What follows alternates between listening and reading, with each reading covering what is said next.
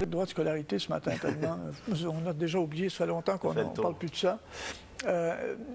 Mais là, quand les gens en sont à désobéir à la loi, que certains leaders encouragent la désobéissance civile, là, c'est la démocratie qui est en danger, non? Je ne veux pas exagérer les choses, je ne veux pas faire prendre panique aux gens. Mais là, moi, c'est du jamais vu, ça, non? Aux dernières nouvelles, effectivement, c'est du jamais vu.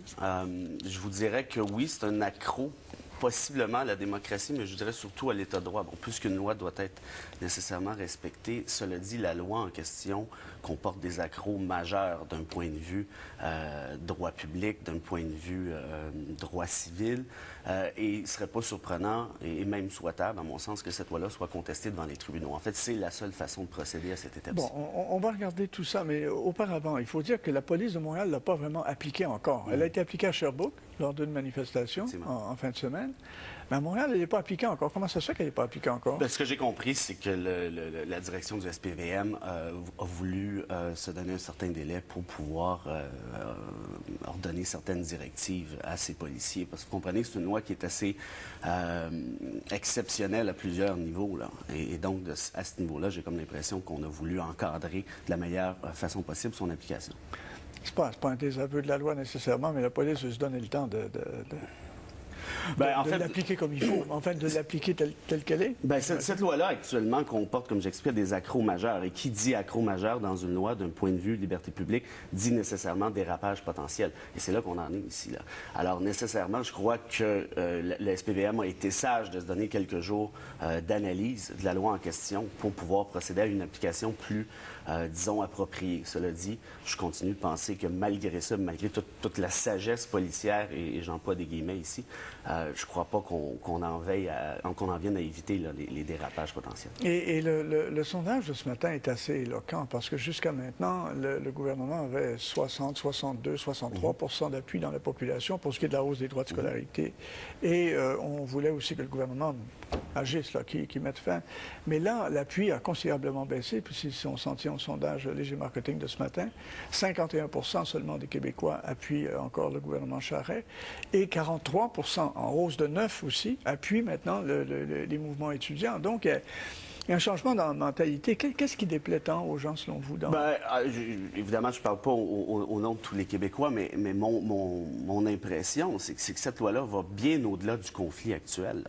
Il y a des injonctions qui ont été accordées, ça va. On doit les faire respecter, ça va. La loi vise en partie à faire respecter les injonctions, mais on va bien au-delà de ça. La question des manifestations, la question de permettre aux policiers de fouiller les comptes Twitter et ainsi de suite, les crimes par omission, nécessairement, ça va au-delà de ce qui était l'objectif initial. Et ça, je crois que la population le saisit. Je crois que les Québécois, du moins, je le souhaite, sont de nature pacifique, ça va de soi, mais aussi tiennent à un certain respect de l'État de droit. Et nécessairement, le gouvernement Charest, dans ce cas-ci, est allé avec le coup de massue pour peut-être écraser ce qu'on pourrait appeler la mouche, là.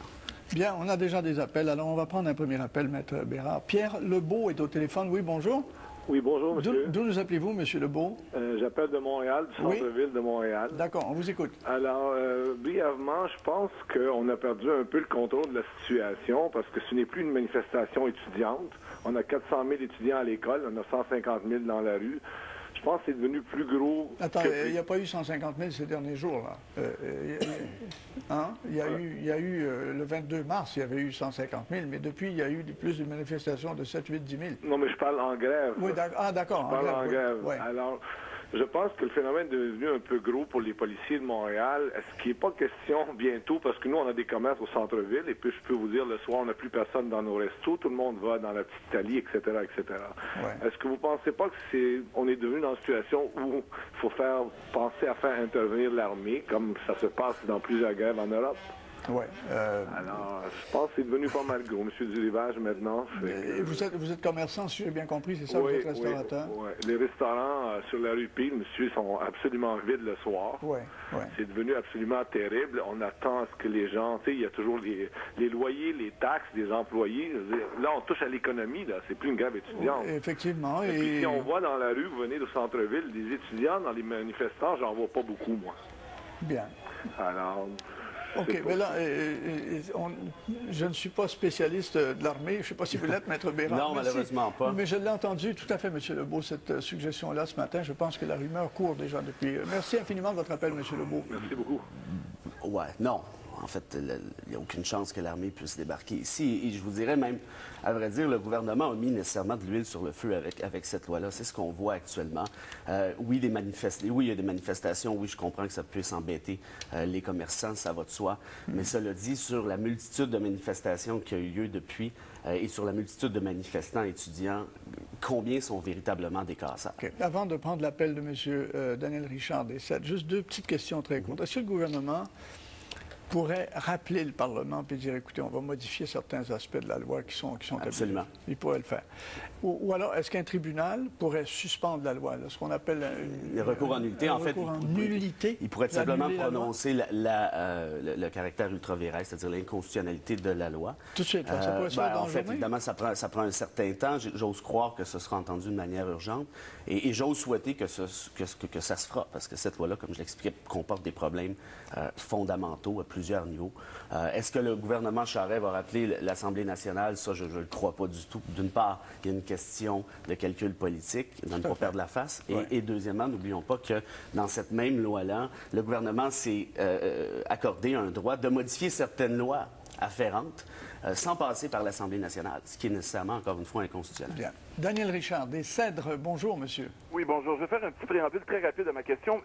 Là, 100 jours, il y a au-delà de 200 000 personnes qui manifestent dans les rues. Depuis 7 ans, des manifestations tous les jours, tous les soirs. Encore aujourd'hui, super grosse manifestation prévue. Un gouvernement est élu par le peuple, pour le peuple. Comment un gouvernement peut-il être légitime de faire une loi matraque comme ça au lieu d'écouter? Il faudrait une loi pour obliger le gouvernement à écouter le peuple.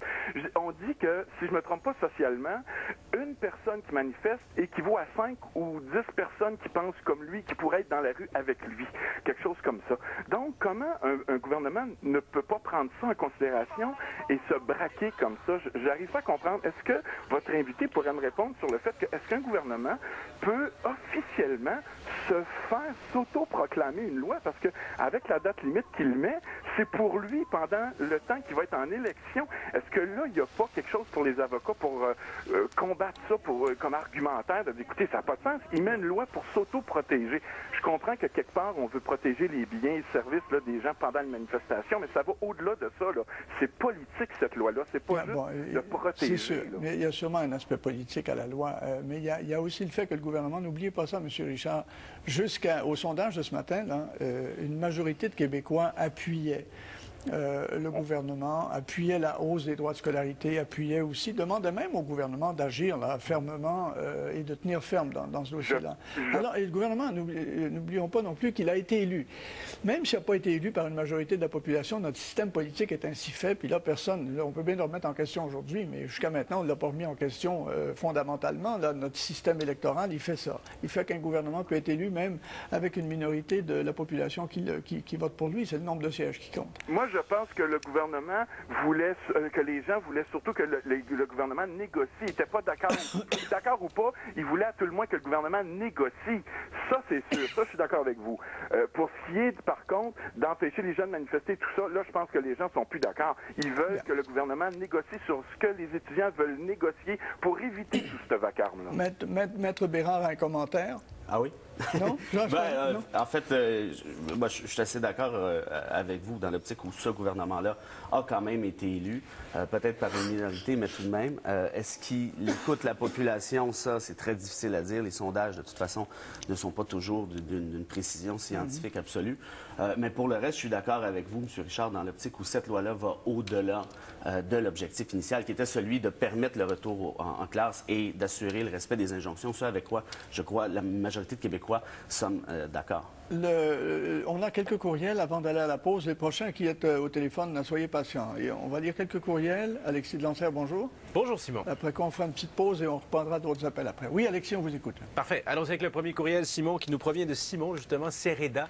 Et il nous dit, finalement, tant qu'à faire des lois spéciales sur le temps, Allons-y, justement, selon lui, avec ce qui serait une loi spéciale électorale. La situation nécessite d'urgence une loi spéciale électorale, dit-il, sur laquelle s'entendent autant l'ensemble des partis présents que les associations étudiantes qui ont amplement mérité, dit-il, d'avoir voix au chapitre. Voilà pour le premier courriel. Allons voir le second, diamétralement opposé au premier commentaire. Cette loi, dit Claude Lajoie, est un fouillis adopté à la va comme je te pousse, impossible d'application. C'était plutôt Robert Tailleur. Bon, allons-y avec Claude Lajoie, oui. Adopté à la voix comme je te pousse, une manifestation spontanée de 5000 personnes sans avertissement de parcours, tu fais quoi? C'est la question qu'il se pose. Beaucoup trop large. Cette loi, elle tire sur tout ce qui bouge et affecte l'ensemble de la population. C'est uniquement une tactique politique, selon lui. Et bonne chance pour les négos. Allons-y avec l'autre courriel auquel je faisais référence, qui est qu'une opinion contraire aux deux précédents. Je crois, dit Robert Tailleur, que la loi 78 devenait nécessaire dans le contexte du boycott, dit-il, des cours des étudiants, car en voyant les syndicats, les avocats et M. Amir Kadir qui secondent les étudiants, j'ai cru un coup d'État contre le gouvernement Charest qui aurait bien sûr conduit à l'anarchie à court terme, selon Robert Tailleur qui nous écrit de Rouyn-Noranda. Bien, alors on va faire une pause, on va réfléchir à tout ça et continuer de prendre des appels. Merci Alexis. Je vous en prie. On va continuer de prendre vos appels et vos courriels, de lire vos courriels bien sûr après la pause. Je suis en compagnie de maître Frédéric Bérard, constitutionnaliste à l'Université de Montréal. Restez avec nous, à tout de suite.